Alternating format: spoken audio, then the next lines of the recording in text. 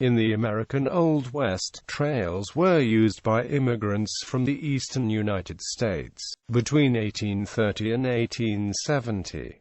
These colonists began to settle various regions of North America west of the interior plains. During the overland migrations of the mid-19th century, settlers following these westward ways were spurred by various motives, among them including persecuted Mormons seeking freedom of religion. After the end of the Mexican-American War in 1849, there were many new enticing American conquests. Legislation like the Donation Land Claim Act and critical events like the California Gold Rush further incited colonists to travel overland west. There were two major wagon networks, one based typically out of Missouri and the other out of Santa Fe de Nuevo Mexico. Three of the Missouri-based routes were collectively known as the Emigrant Trails, the Oregon, Mormon, and California Trails. Historians have estimated at least 500,000 emigrants used these three trails from 1843 to 1869. And despite growing competition from transcontinental railroads, some use continued into the early 20th century. Three of the major southern routes were the Santa Fe Trail, the Southern Emigrant Trail, and the Old Spanish Trail and its Wagon Road's success of the Mormon Road, a southern route of the California Trail used in the winter that used the western half of the Old Spanish Pack Horse Trail. The trip was arduous, fraught with risks from infectious diseases, dehydration, injury, malnutrition, and harsh weather, with up to 1/10 dying along the way, usually due to disease. These trail networks have become embedded in the folklore of the United States as one of the significant influences that have shaped the content and character of the nation. The remains of many trail routes can be observed in scattered locations throughout arid parts of the American West. Travelers may loosely follow various routes of the trail network on modern highways through the use of byway signs across the western states. Trail choices. Travelers across what became the western United States in the 19th century had the choice of several routes. Some of the earliest were those of the Mexicans in the Southwest. American trade with northern Mexico created the Santa Fe Trail between St. Louis and Santa Fe, following an 18th-century route pioneered by the Spanish Empire. From Santa Fe, American traders followed the old El Camino Real de Tierra Adentro southward to Chihuahua by way of El Paso del Norte. The Old Spanish Trail from Santa Fe in Mexican New Mexico Territory to Los Angeles in Mexican Alta California, developed in 1829 to 1830 to support the trade of New Mexican wool products for California horses and mules, and carried parties of fur traders and emigrants from New Mexico to Southern California. Following the trails pioneered by fur traders, the Oregon Trail from Independence, Missouri to the Oregon Territory developed, crossing the central Great Plains, Rocky Mountains and northern Great Basin. Branching off from that route, some settlers southwestward on the California Trail from Fort Hall, Oregon Territory to Sutter's Fort, in Mexican Alta California. Also branching off to the south was the Mormon Trail from Nauvoo, Illinois to Salt Lake City, Utah Territory. During the 25 years 1841 to 1866, 250,000 to 650,000 people pulled up stakes and headed west along these trails. About one-third immigrated to Oregon, one-third to California, and one-third to Utah, Colorado, and Montana. Although it is often stated that the northern trails began in certain cities on the Missouri River, Emigrants following any of the three trails typically left from one of three jumping-off points on the Missouri's steamboat service river ports: Independence, Missouri, St. Joseph, Missouri, or Council Bluffs, Iowa. The trails from these cities converged in the mostly empty flatlands of central Nebraska near present-day Kearney, in the vicinity of Fort Kearney. For the confluence the combined trails followed in succession the Platte, North Platte, and Sweetwater rivers westward across the full widths of Nebraska and Wyoming, and crossed the Continental Divide south of the Wind River Range through South Pass in southwestern Wyoming. The most common vehicle for Oregon and California-bound settlers was a covered wagon pulled by a team of oxen or mules in the dry semi-arid terrain, common to the high plains in the heat of summer. In later years, following the advice of Brigham Young, many Mormon emigrants made the crossing to Utah with handcarts. For all emigrants, the scarcity of potable water and fuel for fires was a common brutal challenge on the trip, which was exacerbated by the wide-ranging temperature changes common to the mountain highlands and high plains, where a daylight reading in the 80s and 90s can drop precipitously to a frigid-seeming nighttime temperature in the low 40s. In many treeless areas, buffalo chips were the most common source of fuel. During the Mexican-American War, the Wagon to California road known as Cook's Wagon Road, or Sonora Road, was built across Nuevo Mexico, Sonora and Alta California from Santa Fe, New Mexico to San Diego. It crossed what was then the northernmost part of Mexico until the 1853 Gadsden Purchase. During the California Gold Rush, the routes to California used were increased by the Siskiyou Trail from Oregon. In the South, the 49ers used the Cook Wagon Road until some found a shortcut, the Tucson Cutoff. This route, not closed to travel in winter, permitted travelers coming to New Mexico Territory on the Santa Fe Trail or on the San Antonio-El Paso Road, developed in 1849, across West Texas to El Paso, where it followed the El Camino Real de Tierra Adentro north to link up to the Cook's Wagon Road, Southern Emigrant Trail at the cutoff through the San Diego crossing. In 1856, as part of an improvement of the route as a military road, a cutoff was built to Cook's Spring from Missoula. From Cook's Spring the road ran to the Yuma crossing into California and on to Los Angeles. This route became the Southern Emigrant Trail. From Los Angeles, the goldfields could be reached by land over the two routes north, the old El Camino Viejo, or by what became the Stockton, Los Angeles Road. During the Gold Rush era, it was these routes by which many herds of sheep and cattle were driven to California and the gold fields. With the passes of the Sierras and the Rocky Mountains blocked in winter, another winter route, the Mormon Road between Salt Lake City and Los Angeles, was developed by a Mormon expedition from the new settlements at and around Salt Lake City, and by some Mormon battalion soldiers returning to Utah in 1847–48.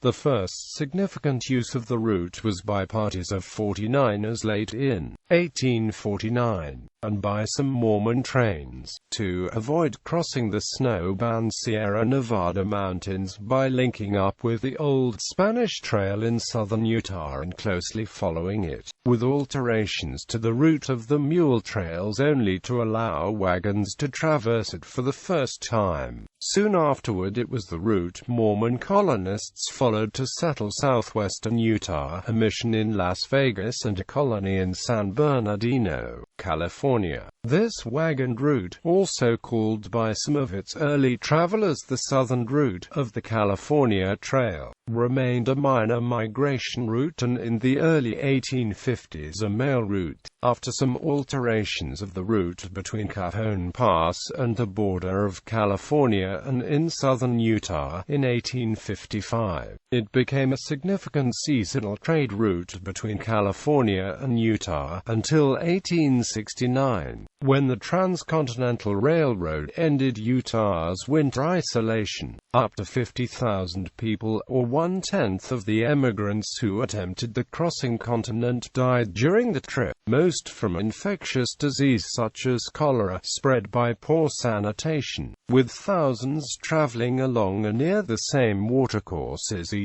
summer. Downstream travelers were susceptible to ingesting upstream wastewater, including bodily waste. Hostile confrontations with Native Americans, although often feared by the emigrants, were comparatively rare. Prior to the American Civil War, most emigrants traveled in large parties or trains of up to several hundred wagons led by a wagon master. In 1859, the government published a guidebook called The Prairie Traveler in order to help emigrants prepare for the journey.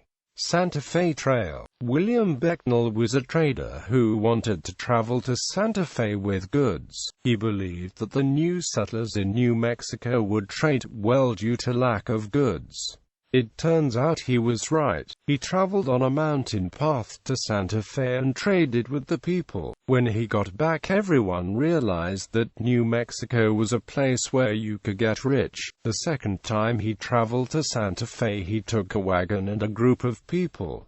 But the wagons couldn't go over the mountain pass. He eventually found a cutoff that avoided the steep slopes but went through a deadly desert just south of the original pass. The band of wagons ran out of water but eventually found a stream that let them continue on to Santa Fe. Thousands of people braved the cutoff to make it to Santa Fe every year. To the present day, the achievement of Becknell may seem tame and lacking in adventurous glamour. The Great Plains of Kansas are now rich wheat fields. Minute express trains carry passengers across this stretch of 800 miles. Wide concrete highways permit automobiles to speed over that expanse of country with the comfort and speed unknown to even a king in 1822.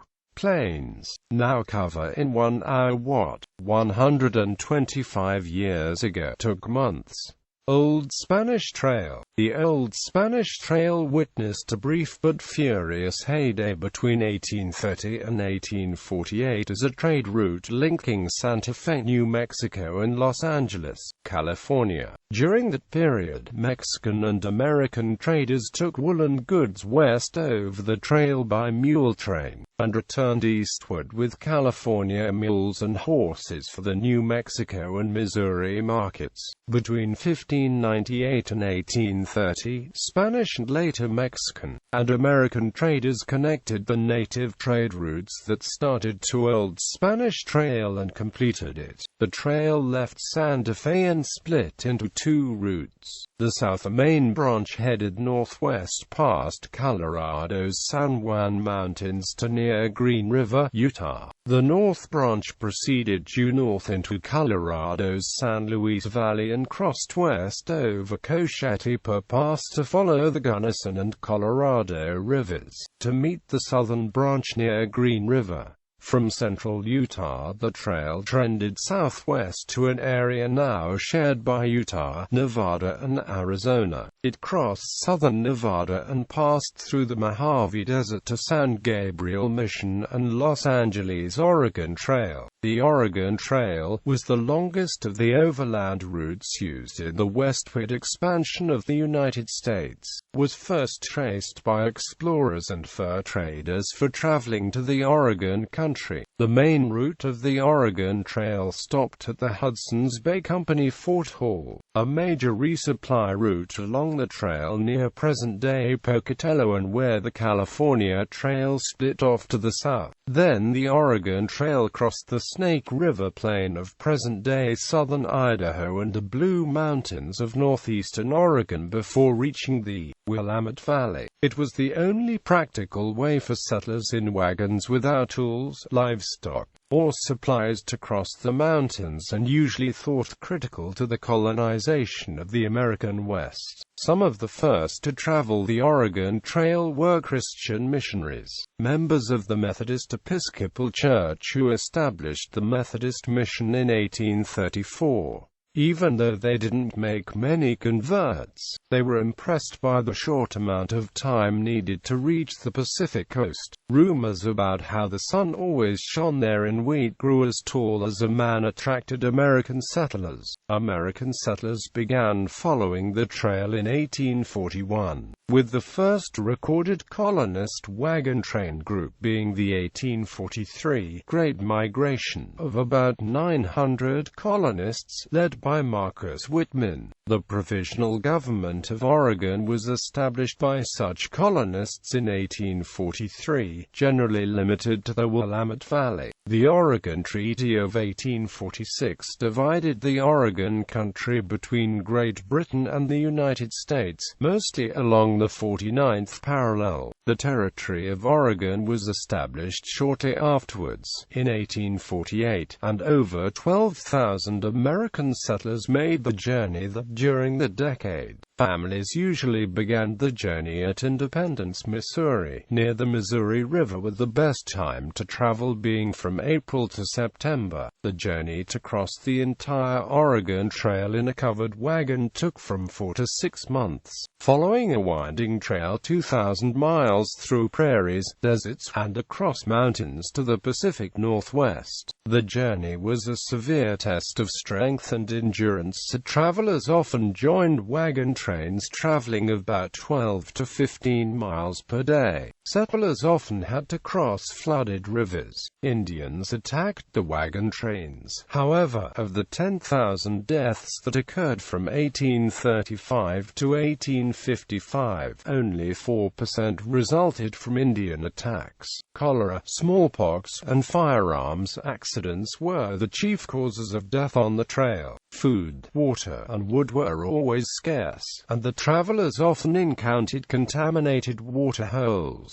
During summer, the trail was crowded with wagon trains, army units, missionaries, hunting parties, traders, and even sightseeing tours. Some travelers complained that they sometimes had to stop early in the day in order to find a good campsite ahead of the crowd. Others spoke of the need to wear masks for protection against the dust kicked up by the heavy traffic. California Trail. The main route of the California Trail branched from the Oregon Trail west of Fort Hall, going southwestward into present-day Nevada, then down along the Humboldt River to the Sierra Nevada. The California Trail came into heavy use after the California Gold Rush enticed over 250,000 gold seekers and farmers to travel overland the gold fields and rich farmlands of California during the 1840s and 1850s, the greatest mass migration in American history. Today, more than 1,000 miles of trail ruts and traces can still be seen in the vast undeveloped lands between Casper, Wyoming and the West Coast, reminders of the sacrifices, struggles, and triumphs of early American travelers and settlers. More than 240 historic sites along the trail will eventually be available for public use and interpretation. Early emigrants once called the California Trail an elephant due to the difficult journey. If you wanted to get to California in pre-railroad times, you were guaranteed an arduous trek.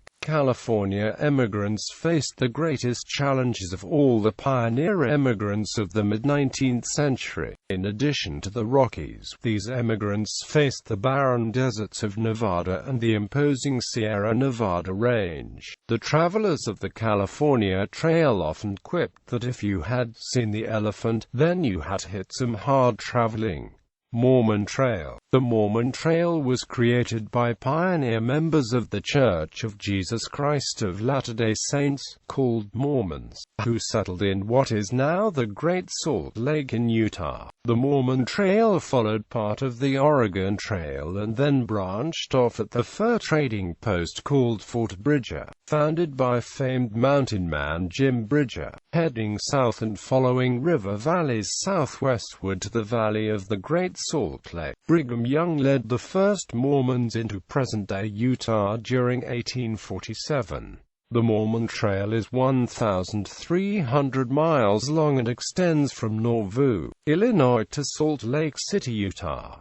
The Mormon Trail was used for more than 20 years after the Mormons used it and has been reserved for sightseeing. The initial movement of the Mormons from Nauvoo, Illinois to the valley of the Great Salt Lake occurred in two segments, one in 1846 and one in 1847.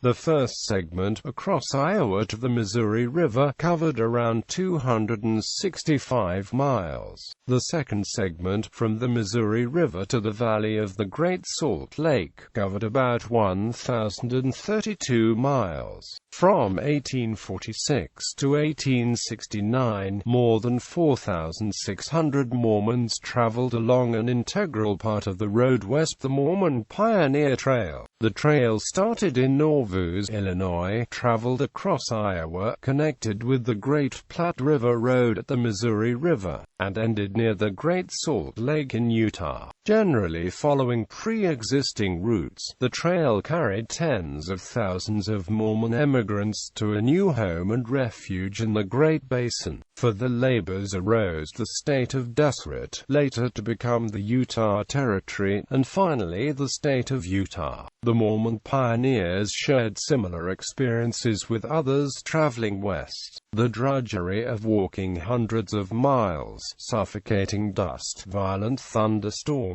mud, temperature extremes, bad water, poor forage, sickness, and death. They recorded their experiences in journals, diaries, and letters.